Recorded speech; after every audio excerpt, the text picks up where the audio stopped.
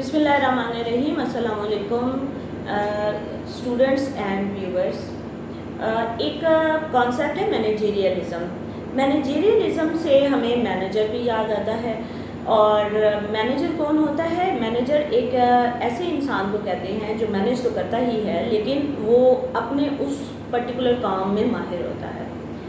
जब हम इसको एक्सप्लेन फर्दर करते हैं तो हमें पता चलता है कि मैनेजरियलिज़म एक ऐसे कॉन्सेप्ट को कहते हैं जिसके अंदर सोसाइटी को डिवाइड किया जाता है मुख्तलिफ सेक्शंस के अंदर, और उन सेक्शंस के ऊपर टेक्नोक्रेट्स को लगाया जाता है ताकि बेहतर तरीके से काम किया जा सके। और चूँकि मैनेजर बना के ये बड़ा फ्रूटफुल साबित हुआ था, तो इस वजह से मैनेजरियलिज़म का कॉन्सेप्ट आया कि क्यों ना हम सोसाइटी को ही इसके ऊपर चलाना शुरू कर दें।